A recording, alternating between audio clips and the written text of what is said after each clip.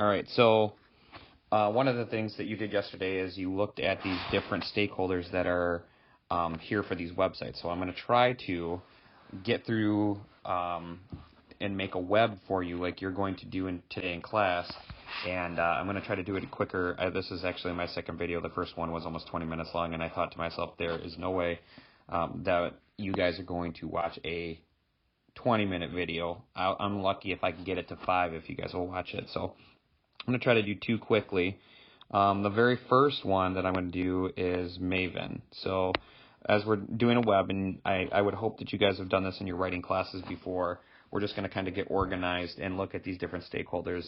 And I think this is a better way to do it than just create a list, because what this allows us to do is it allows us to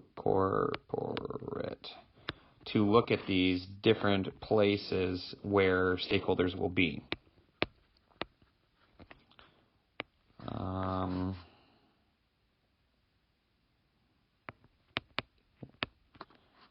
So the first 2 are pretty obvious. Corporate is, the people that are making Maven, and then the school, and then we have state agencies. State agencies are the people around the state who are in charge of certain things that are related to school, and we'll get to that here in a second. And this is one that, colleges. / universities.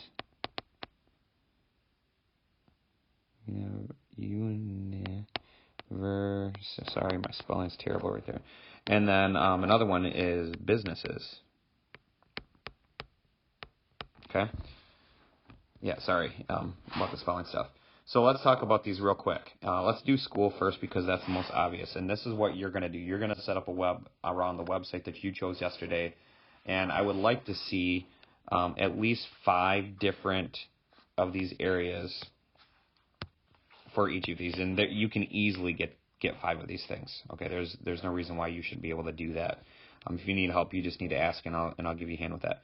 So around these 5 things, you're going to list some of the stakeholders that are involved here. And we'll say for corporate, that would be where your owner is, the person who owns the actual company, or the people who own the company.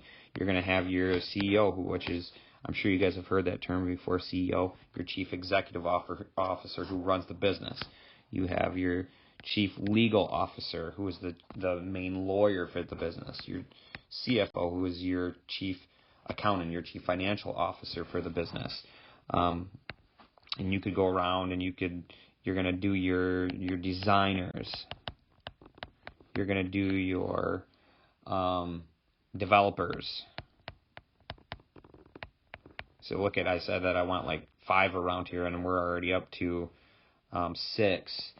You have, somebody, so we have designers and developers. Somebody who's in charge of those would be the project manager. And you have your network security. And I'm going to run out of room here. I'm going to add one more here. We're going to say your database admin. Funny to think about this. This is one that's interesting. That's probably one that I probably talk to more than anyone else. That's a person who looks at the database that of all of this information that comes in from our school for Maven. This person looks at that and determines when we have problems and where those problems would go. Okay, school. That's an easy one for us. We have students who are end users. You have teachers who are end users. You obviously have your principal, and you would say your assistant principal. Those 2 people can kind of go together. You have your counselors. You have your obviously your superintendent. You have your school board. Look at how many we're up to right now for the school. We didn't say this I didn't hear a lot of people say this when they were doing Maven, but you have your parents who are involved, all of those, and we're just touching on a few. You could add definitely more people that are that would be involved, like our parapros, even our janitors and our secretaries and those kind of people. Maven is important, like our secretaries, people call the school, how do you use Maven? How does that work? What's involved with it? And they have to be able to answer questions, and they want it to work as well also, okay? So state agencies, probably the easiest one is the MDE, which is the Michigan Department of Education. That's the one that's in charge of all the Michigan schools. You have other ones that you probably are not aware of, like the MEA, which is the Michigan Education Association. That's the main teachers union that's out there. The MASSP, which is the Michigan Association of Secondary School Principals. So, we could keep going around with some of these. Let's see here. These ones would be tougher for you if you didn't know.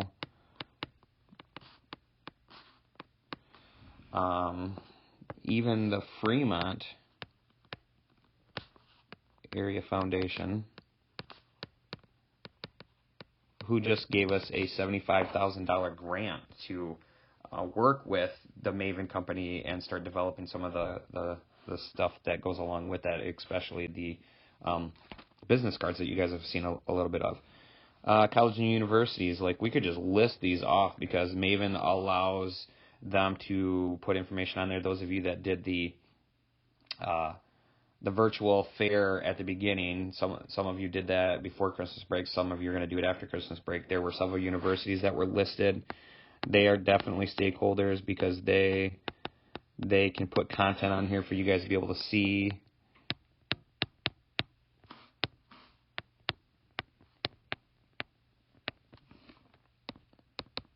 So there's definitely some of those that we can list up there.